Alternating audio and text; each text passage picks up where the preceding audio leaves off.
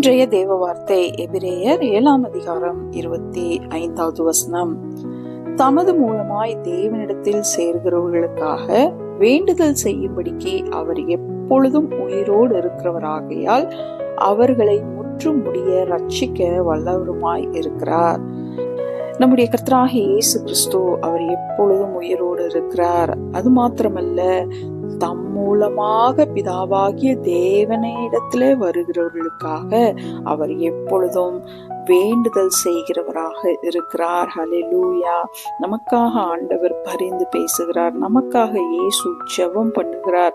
பிரியமானவர்களே, இன்றைக்கு நம்ம நிறைய நேரங்கள்ல நம்முடைய ஜெப குறிப்புகளை அநேக ஊழியக்காரர்களுக்காக அனுப்பி வைக்கிறோம். அவர்கள் நமக்காக ஜெபிப்பார்கள் என்ற நம்பிக்கையோடு. ஆனால் இந்த இடத்துல வேத வசனம் சொல்லுகிறது, இயேசுவே நமக்காக ஜெபம் பண்ணுகிறார் என்று. பிரியமானவர்களே, அவர் நமக்காக பரிந்து பேசி பிதாவிடத்துல வேண்டுதல் செய்து கொண்டிருக்கிறார். யோசித்து பாருங்கள், இதை விட பெரிதான கிருபை நமக்கு என்ன தேவை? அது மாத்திரமல்ல, வசனம் சொல்லுகிறது, அவரே நம்மை முற்றும் முடிய ரட்சிக்க வல்லவர்.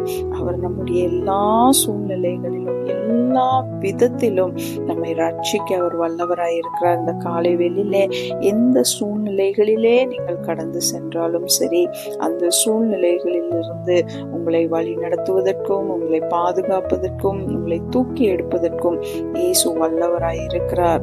உங்களுக்காக பிதாவிடத்தில் அவர் ஜெபித்து கொண்டிருக்கிறார். ஆகவே இப்படிப்பட்ட தேவனுக்கு மகிமையை செலுத்தி, தேவனே நீர் எனக்காக வேண்டுதல் செய்கிறீரே, இதற்காக நன்றி என்று சொல்லி நன்றி நிறைந்த உள்ளத்தோடு நம்முடைய கர்த்தராகிய இயேசு கிறிஸ்துவை ஸ்தோத்தரித்து கர்த்தருடைய நாமத்தை தொழுது கொள்வோம். ஆமேன், ஆமேன்.